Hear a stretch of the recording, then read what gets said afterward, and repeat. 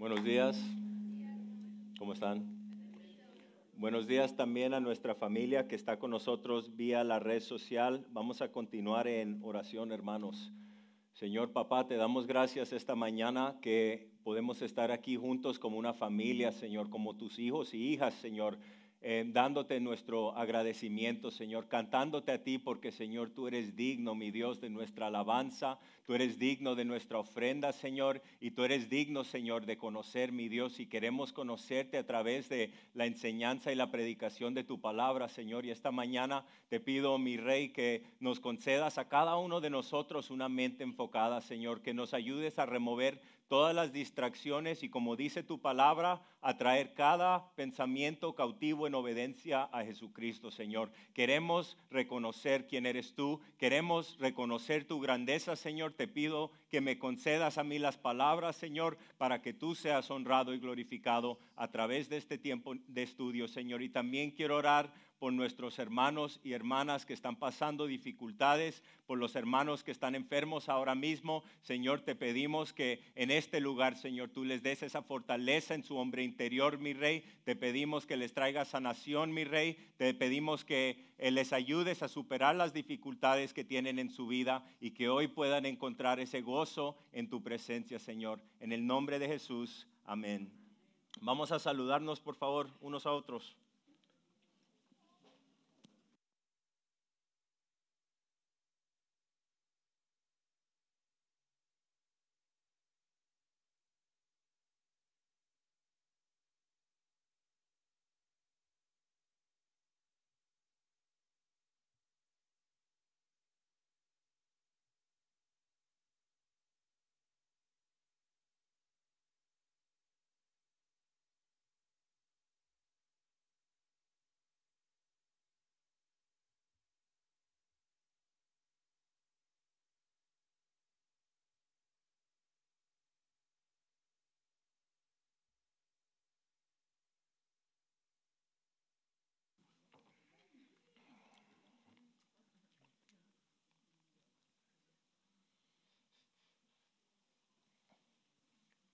Bueno, como han visto mis hermanos, hoy es domingo de comunión y quizás algunos pensaron esta última semana que dimos boletos en el convivio para ponerlos a dieta. Pero no, en serio, les explico la situación para que entiendan la razón. Siempre queremos asegurarnos que tenemos suficiente para todas las personas que son parte de este ministerio, y lo que había pasado anteriormente, como nuestro ministerio está creciendo, es que teníamos personas de otros ministerios que estaban entrando a participar en nuestro convivio, y está bien, pero que primero pueda comer nuestra gente y nuestros siervos. Ese era el propósito detrás de eso. No los estamos poniendo a dieta, ¿ok? Vamos a estudiar hoy Romanos capítulo 11 desde el versículo 25 hasta el 36. Vamos a acabar el capítulo 11, Romanos capítulo 11. Y este va a ser el cuarto y el último de nuestros mensajes dirigidos hacia lo que viene siendo el propósito de Dios para la nación de Israel. Si se acuerdan, llevamos 3 semanas estudiando este mismo tema, Romanos 9 hasta el Romanos 11. Entonces, el punto principal de hoy es que rendirse a la insondable sabiduría de Dios nos trae paz y propósito. Vamos a leer el primer versículo, versículo 25, Romanos 11, 25, y aquí lo que vemos es que estamos desvelando el misterio. Romanos 11, 25 dice: porque no quiero, hermanos, que ignoréis este misterio, para que no seas arrogantes en cuanto a vosotros mismos, que ha acontecido a Israel endurecimiento en parte hasta que haya entrado la plenitud de los gentiles. Ahora, hemos hablado en detalle sobre lo que viene siendo el endurecimiento de Israel, y vimos la semana pasada la exhortación a no ser arrogantes contra la nación de Israel, porque entendemos que nosotros como cristianos gentiles somos un olivo silvestre. Y entendemos que los padres de la fe judía, que vienen siendo Abraham, Isaac y Jacob, son las raíces de la familia de Dios. y nosotros hemos sido injertados en la familia de Dios. Y otra vez, repasando la semana pasada, nosotros cristianos gentiles somos participantes en las promesas que se extienden a la iglesia gentil a través del pacto abrámico. Pero cuando viene al pacto abrámico, por supuesto que hay ciertas promesas que fueron hechas a Abraham que solamente le aplican a la nación de Israel. Y esas promesas son las que se van a cumplir cuando el pueblo de Israel sea salvo. Ahora, cuando Pablo nos dice en este versículo que no seamos ignorantes sobre este misterio, son dos cosas lo que estamos viendo aquí. Primero, la primera parte del misterio es el endurecimiento parcial de la nación de Israel. Y la segunda parte del misterio es que eso va a cambiar una vez que la plenitud de los gentiles hayan entrado al reino. Noten lo que dice otra vez en el versículo 25. Dice que ha acontecido a Israel endurecimiento en parte hasta que haya entrado la plenitud de los gentiles. Bueno, tenemos que preguntarnos ahí, ¿qué significa la plenitud de los gentiles? Estamos viviendo, hermanos, en lo que uno podría llamar el tiempo o la era de la iglesia gentil. Noten lo que dice el apóstol Pablo sobre su ministerio que Dios le dio. Romanos 15, versículo 16. Nos dice Pablo que para ser ministro de Cristo Jesús a los gentiles, ministrando a manera de sacerdote el evangelio de Dios, a fin de que la ofrenda que hago de los gentiles sea aceptable, santificada por el Espíritu Santo. Entonces ya hemos visto que el enfoque del ministerio del apóstol Pablo era la iglesia gentil.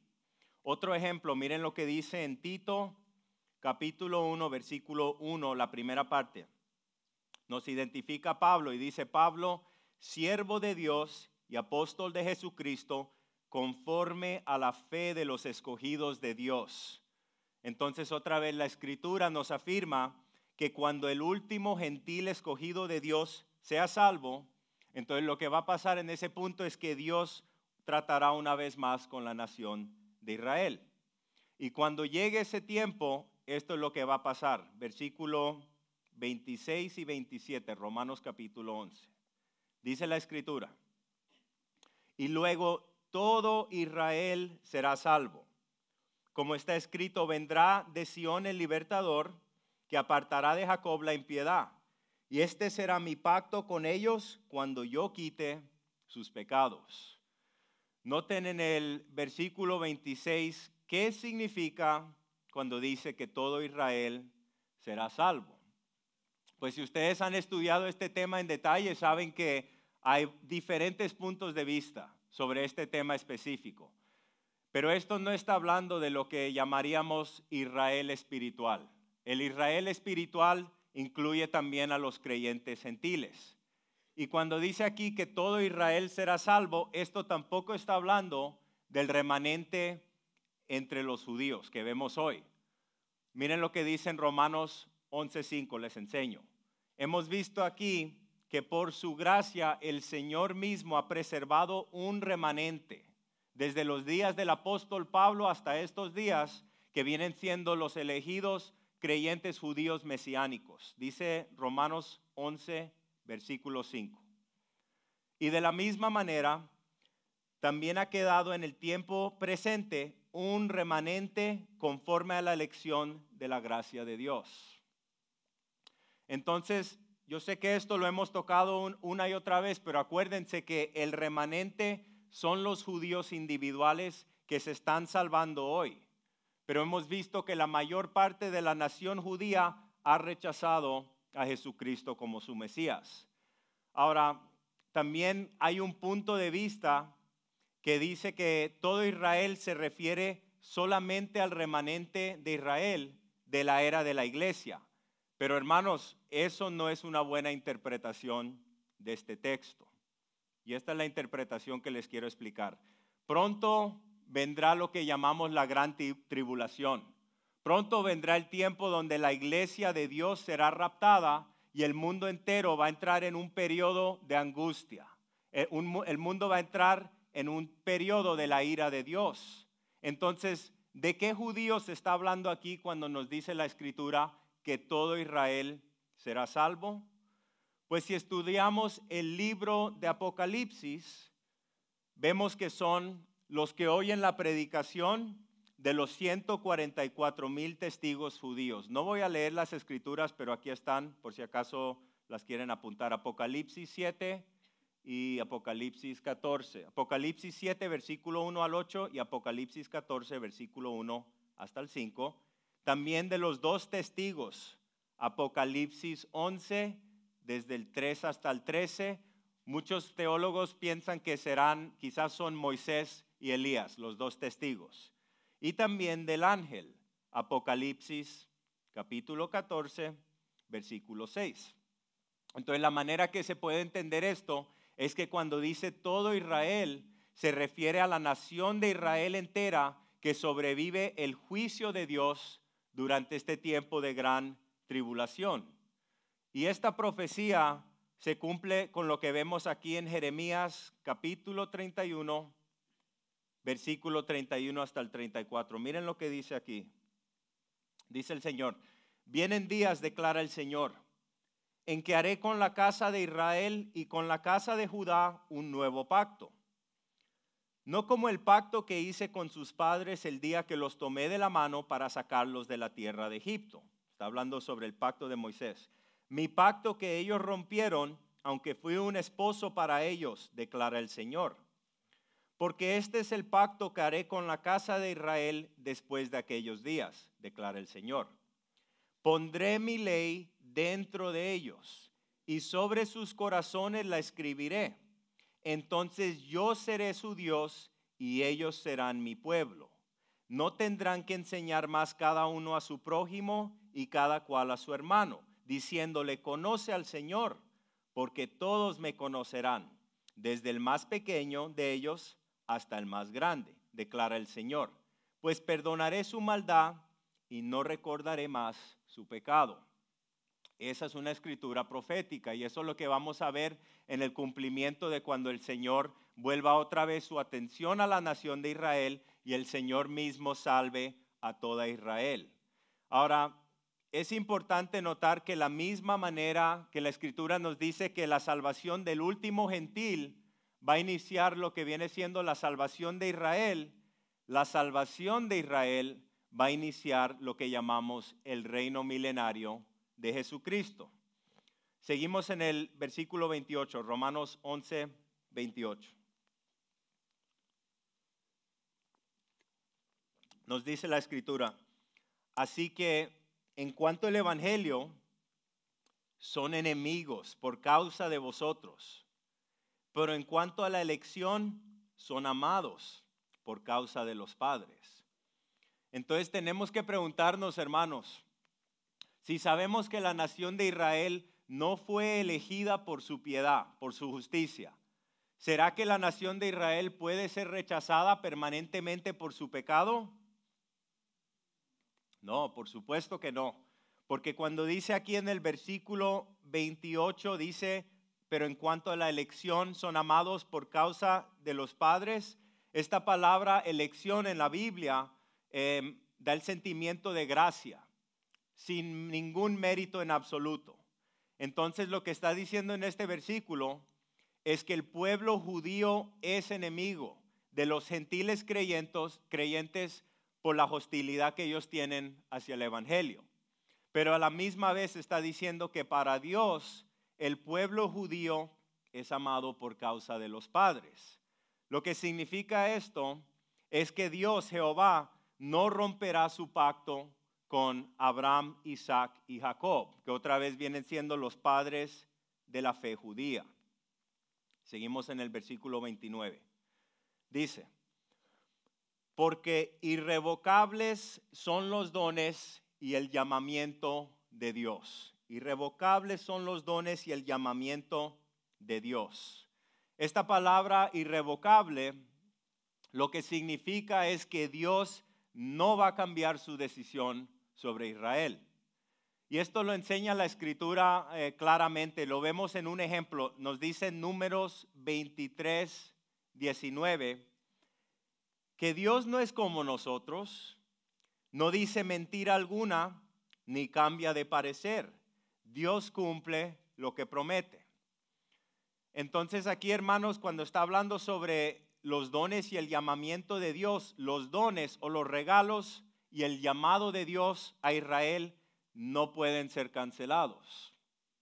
Ahora, el hecho que podemos ver hoy en día que la nación de Israel no está disfrutando de sus dones o de sus privilegios como una nación elegida por Dios, eso en sí mismo no afecta la decisión de Dios, porque sabemos que Dios es fiel a sus promesas. Y mis hermanos, las promesas, estas promesas específicas de las que estamos hablando, son promesas que Dios le ha hecho al pueblo de Israel, y estas promesas no dependen del desempeño de Israel, no dependen de lo que haga el hombre. Y porque entendemos que estas promesas solamente dependen de la fidelidad de Dios y la palabra de Dios es inalterable, no hay nadie que puede frustrar las promesas de Dios. Él mismo no las va a romper. Entonces, con toda la rebelión del pueblo de Israel contra su Dios, Jehová, aún así vemos que Dios es fiel a hacer lo que Dios ha dicho en su palabra que Él va a hacer. Porque los propósitos divinos de Dios siempre se van a cumplir.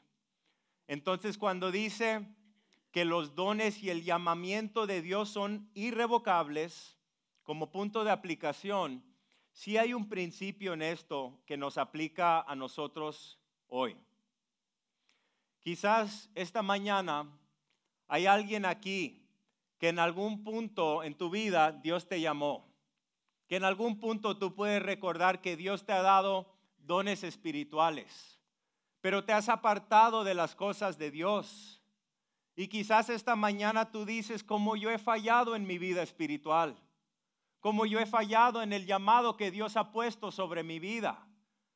Y quizás en este momento, si eres sincero, tú has pensado que Dios ya no puede usar tu vida. Pues si te sientes de esa manera, mi hermano, te preguntaría esta pregunta. ¿Acaso tú eres un pecador más grande que Sansón? ¿Se acuerdan del relato de Sansón? Sansón era un nazareo. En otras palabras, era un compromiso que hacían a Dios en el Antiguo Testamento, donde ellos no podían beber vino, no podían tocar los cadáveres y no podían ni cortarse el cabello. Y si se acuerdan del relato de Sansón, él lo hizo todo. Y Sansón, el gran juez de Israel, falló de gran manera en su compromiso al Señor. Y si se acuerdan, al final de ese relato en el libro de los jueces, vemos que dice que los filisteos, los enemigos de Dios, le sacaron los ojos y lo hicieron moler grano como un buey. En otras palabras, se estaban burlando de él. Pero fue en ese lugar de aflicción, fue en ese lugar donde el cabello de Sansón empezó otra vez a crecer. Y fue en ese lugar donde Sansón finalmente miró hacia arriba y dijo, Señor, úsame una vez más. Y la Escritura nos dice que en ese momento él derrumbó los dos pilares y se cayó la casa entera sobre los filisteos y mató a 3,000 enemigos en un día. ¿Por qué? Porque Sansón se entregó al plan de Dios. Y porque Sansón en ese lugar halló misericordia y la gracia de Dios. ¿O qué hay de Jonás? Jonás el profeta rebelde, ¿se acuerdan? Jonás el profeta rebelde, Dios le dice, quiero que vayas a predicarle el evangelio, a predicarle las buenas nuevas a este grupo que se arrepientan de sus pecados. ¿Y qué dice Jonás? Me voy a ir en la otra dirección completa, ¿no? ¿Y qué hace Dios? Dios en su soberanía envió un pescado gigante que se lo tragara. Y ese pescado se lo llevó exactamente al lugar donde Dios lo estaba llamando a ir. Y luego tienes este profeta rebelde que predica el arrepentimiento en Nínive y dice la Escritura que toda la ciudad se arrepintió. Y vemos ahí en ese relato el avivamiento más grande de la historia del mundo que vino a través de un hombre que previamente pensó que no iría a ninguna parte en su vida debido a su rebelión hasta que se rindió al plan de Dios. ¿O qué tal, hermanos, la traición de Pedro? Todos conocemos ese relato. Pedro, el gran guerrero, el líder de la iglesia. Pedro, el que siempre decía, aunque todos te nieguen, Señor, yo nunca te voy a negar. Y Pedro es el que negó a su Señor, a su amado Jesús 3 veces. ¿Se acuerdan? Y dice la Escritura que Pedro, después de negar y abandonar a su Señor, que Pedro volvió a su vida antigua. Quizás voy a ser pescador otra vez. Voy a volver a las cosas que yo hacía antes de que fui llamado por el Señor. Pero ¿qué pasó en ese lugar, mis hermanos? ¿Se acuerdan? Que estaba pescando y el Señor Jesucristo vino a él. ¿Y qué es lo que le dijo el Señor en ese lugar? Apacienta mi rebaño. Apacienta mi rebaño, Pedro. En otras palabras, Pedro, haz lo que estabas haciendo antes de que te desviaste en el pecado.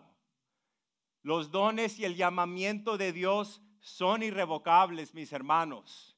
Y si ese eres tú esta mañana, te animo que vuelves otra vez al propósito divino de Dios para tu vida. Amén. Seguimos en Romanos 11, versículo 30 y 31. Nos dice la Escritura a nosotros: pues como vosotros también en otro tiempo eras desobedientes a Dios, pero ahora habéis alcanzado misericordia por la desobediencia de ellos, así también estos ahora han sido desobedientes, para que por la misericordia concedida a vosotros, ellos también alcancen misericordia. Esto otra vez lo hemos tocado una y otra vez. Es a causa de la incredulidad de la nación judía que la salvación nos llegó a nosotros, los gentiles. Acuérdense que los gentiles es todo ser humano que no es judío, se clasifica como gentil. Ahora, lo que está diciendo Pablo en esta escritura es que por medio de nuestra salvación, que el pueblo de Israel llegue a reconocer a Cristo como su Mesías. Pues, ¿cómo es posible esto? Pues acuérdense, mis hermanos, que la exhortación que nos ha estado dando es que nosotros, como la iglesia gentil, vivamos de tal manera con nuestro Señor que los provoquemos a los celos. Y quiero que piensen esto un momento aquí. ¿Cómo es que los cristianos, nosotros, podemos provocar a celos a la gente que está viviendo en la religión? Piensen eso un momento. ¿Cómo es que nosotros los cristianos podemos provocar a los celos a la gente que está viviendo en la religión?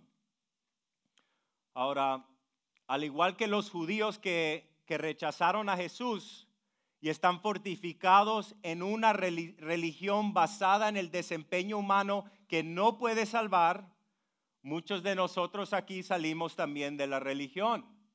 Muchos de nosotros podemos afirmar que conocíamos de Dios, conocíamos de su palabra, pero no conocíamos al Señor personalmente. No conocíamos al Señor íntimamente. Entonces, otra vez como punto de aplicación, mis hermanos, hay que preguntarnos, ¿qué es lo que tengo yo que ellos no han podido alcanzar?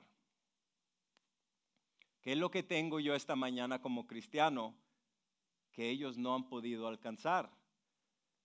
Hermanos, el testimonio de Dios en la vida de un cristiano es una arma poderosa. Es cuando ellos ven esa vida transformada. Ese es el testimonio poderoso. Y por supuesto que todos somos una obra en progreso. Pero hermanos, si Cristo mora en ti, ya no eres la misma persona que eras antes.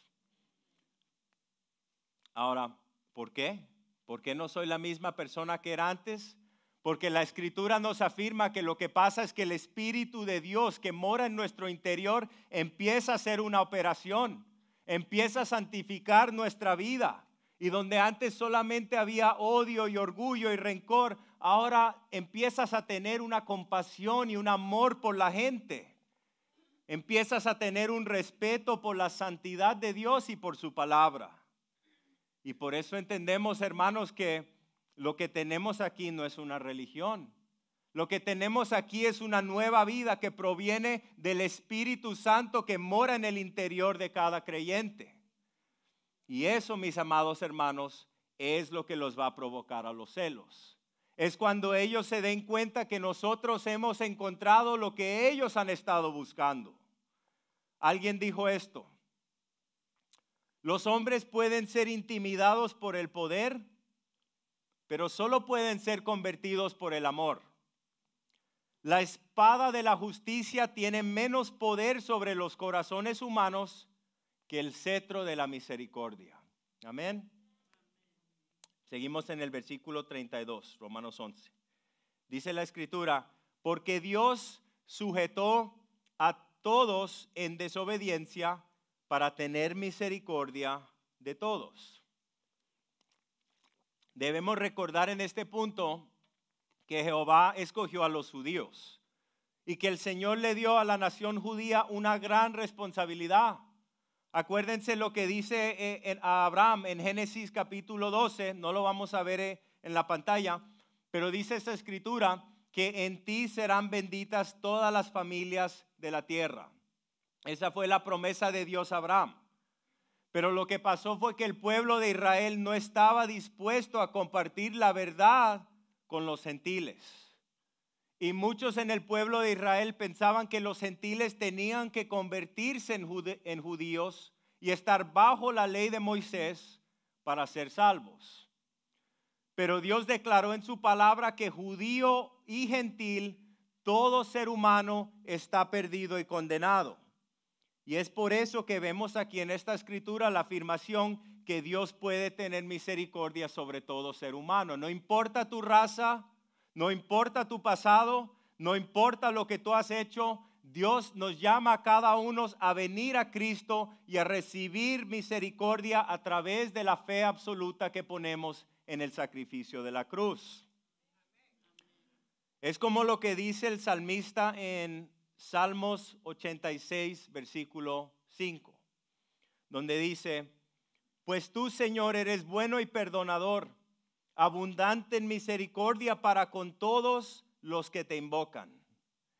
Y mis hermanos, también hay que decir que hay que tener en cuenta que esta misericordia salvadora se muestra a todos, que es la obra perfecta y satisfactoria de Jesucristo en su muerte y su resurrección, que ha satisfecho las demandas de la justicia y la santidad de Dios. Y porque Dios mismo ha proveído un camino, una manera para ser restaurados en relación con Él, Dios ha eliminado toda la barrera al perdón para todos. Y la Escritura afirma que cualquier persona que busque el perdón y la salvación lo recibirá. El príncipe de los predicadores dijo esto: si te encuentras con un pecador, no le des la espalda como lo haría un fariseo, sino ayúdalo todo lo que puedas, porque Cristo te ayudó todo lo que pudo. Si te cuesta mucho trabajo ganar esa alma para Cristo, con gusto ponte en esa molestia, porque Cristo se tomó mucha molestia para salvarte. Nunca digas de nadie: esa persona es demasiado mala para que yo haga algo con ella. Porque es el genio del cristianismo seleccionar primero lo peor, y nunca debemos considerar a ningún hombre como completamente perdido hasta que esté muerto. Porque, mis amados hermanos, no hay ningún corazón que el Señor no puede quebrantar. Y no hay ningún pecador que Dios no puede salvar. Amén. Entonces, en este tema, la justicia de Dios es obtener lo que te mereces.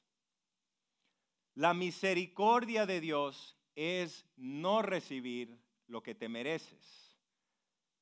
Y es importante entender que si rechazamos la misericordia aquí, tendremos justicia en la eternidad.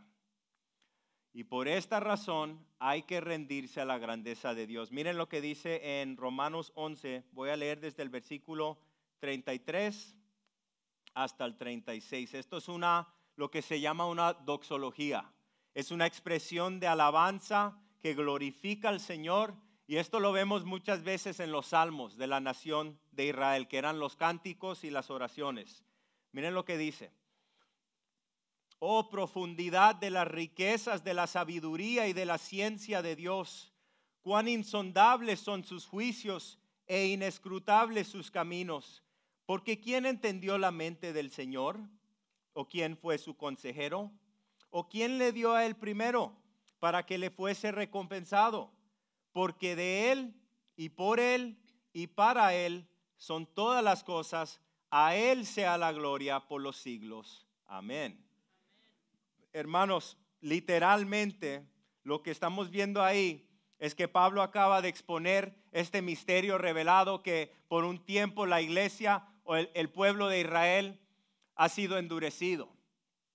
Y que cuando el último gentil sea salvo, que Dios otra vez va a poner su atención en la nación de Israel. Y que en ese punto Dios va a salvar a todos los de la nación de Israel que sobrevivan ese tiempo de gran tribulación. Y entendiendo todo eso, la grandeza de Dios, la sabiduría de Dios, que es incomprensible, Pablo literalmente explota en alabanza aquí sobre la manera en que Dios ha diseñado todo esto. La maravilla de la misericordia de Dios es más allá del entendimiento humano.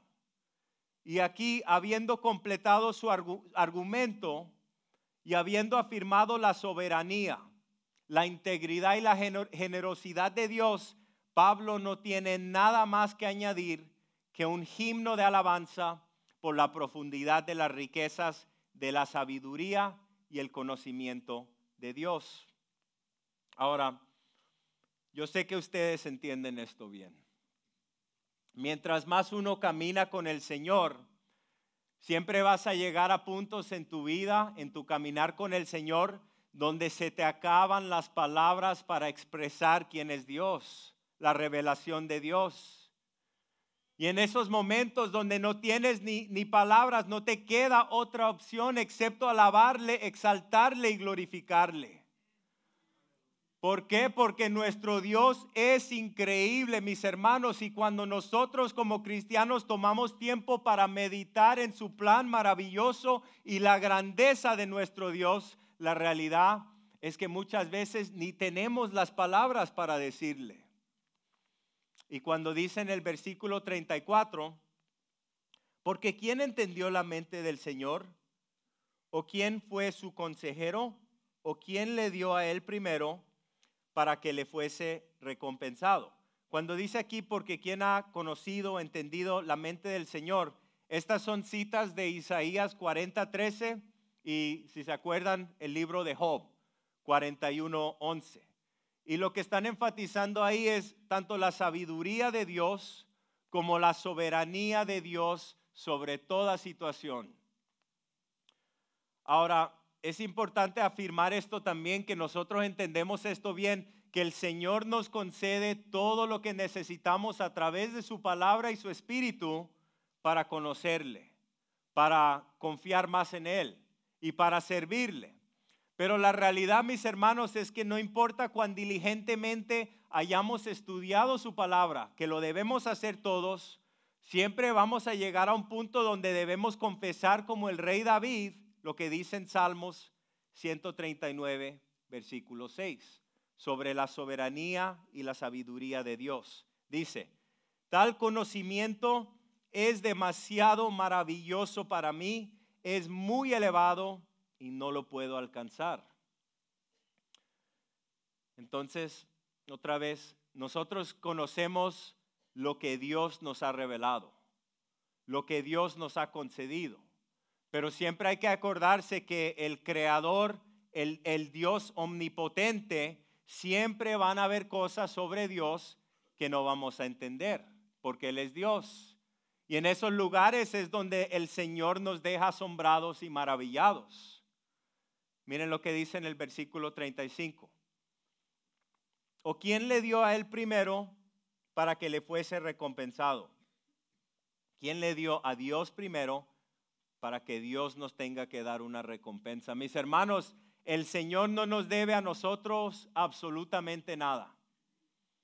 Y tú no le puedes dar y yo no le puedo dar más a Dios en nuestro tiempo, en nuestro dinero, en nuestro amor o en cualquier otra mercancía. Nunca podemos llegar a un punto donde le podemos reclamar a Dios que Dios nos debe algo.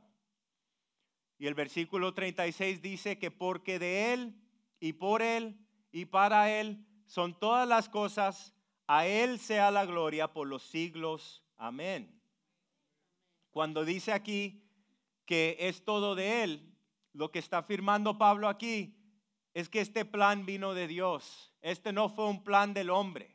Esto no fue que el hombre dijo, hemos ofendido a Dios, vamos a ver cómo regresamos otra vez al Señor. Porque entendemos que hemos estudiado esta epístola a los romanos y entendemos que nuestra indiferencia espiritual y nuestra muerte no nos importó un plan. Entonces este plan es todo del Señor. Y cuando dice que todo es para Él, lo que está afirmando ahí es que no es para mí, no es para ti, es todo para Él. Toda nuestra vida es para Él. Y es para el placer de Dios que cada uno de nosotros fuimos creados. Y estamos aprendiendo más y más cada día que la satisfacción que vamos a encontrar en nuestra vida, hermanos, es cuando estamos viviendo una vida para supremamente traerle gloria y honor a nuestro Señor. Y cuando dice al final ahí, a Él sea la gloria por los siglos, amén, otra vez, hay cosas que están mucho más allá de nuestra comprensión. Esto viene de un hombre maduro espiritual, el apóstol Pablo. No importa tu madurez, siempre van a haber esos lugares donde dices, wow, el Señor es maravilloso, es incomprensible, pero lo adoras con mayor pasión porque entiendes que Dios es fiel, porque entiendes lo que Dios ha revelado de su carácter, porque confías en Dios aunque no entiendas todo lo que Dios hace, porque sabes quién es tu Dios. Amén. Y dice aquí que toda la gloria le pertenece a nuestro Señor. Quiero cerrar antes de la comunión con una imagen de un rompecabezas. ¿Qué imagen más bella? Un rompecabezas. Pero creo que esta es una buena analogía para lo que viene siendo nuestra vida. Ahora, obviamente aquí podemos ver todo porque el rompecabezas está completo. Pero en nuestra vida, mis hermanos, el plan de Dios para nosotros es como un rompecabezas. Solamente el Señor puede ver todas las piezas del rompecabezas. Y cada pedazo del rompecabezas es esencial y tiene su lugar. Pero en esos momentos de angustia y tribulación y preguntas, nosotros no entendemos cómo es que Dios está obrando todas las cosas para nuestro bien.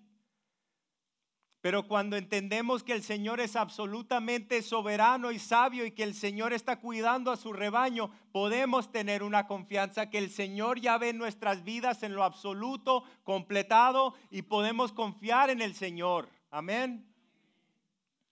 Como punto de aplicación en cierre, no vamos a entender todo aspecto de lo que Dios está haciendo en nuestra vida. No lo vamos a entender. No vamos a entender todo aspecto de lo que Dios está haciendo y permitiendo en nuestro mundo. Pero como cristianos maduros, instruidos en la palabra de Dios, aprendemos más y más cada día a rendirnos y a confiar en el Señor y a alabarle en el proceso. Porque la Escritura nos afirma una otra vez que en su sabiduría soberana el Señor siempre está obrando por sus hijos y por su propia gloria. Entonces, mis hermanos, nos dejo con esta última exhortación. Tenemos que seguir confiando en los planes divinos de Dios que no podemos siempre entender. Amén. Bueno, vamos a entrar en un tiempo de comunión donde el equipo de alabanza y los ujieres van a subir en lo que cerramos nuestro estudio en oración. Señor, esta mañana queremos darte gracias por tu sagrada palabra, Señor. Queremos darte gracias y queremos decir como el rey David que deseamos esconder tu palabra en nuestro corazón, Señor, para caminar en justicia y no pecar contra ti. Queremos conocerte, Señor, de una manera más profunda y más grandemente, mi Dios. Queremos caminar en las sendas y los caminos que tú has preparado para nosotros, Señor. Y queremos cumplir ese propósito divino que tú has preparado para nuestra vida, porque sabemos, mi Dios, que solamente en tu voluntad podemos encontrar esa satisfacción y ese gozo, Señor, de saber que estamos viviendo la vida y haciendo las cosas que tú, nuestro Creador, nos has creado para hacer. Y este tiempo de alabanza, Señor, te lo dedicamos a ti. Y te pedimos, Señor, que tu Espíritu Santo busques en nuestro corazón, Señor, si hay algo que tenemos que confesar ante ti antes de tomar esta comunión, Señor, te pedimos que nos lo reveles, mi Dios. Que nuestra alabanza sea un himno especial y un acto de alabanza puro y algo que te agrade a ti, mi Dios. En el nombre de Jesús. Mis hermanos, los sugieres van a repartir los elementos de la comunión mientras nosotros cantamos esta última o esta alabanza a nuestro Señor.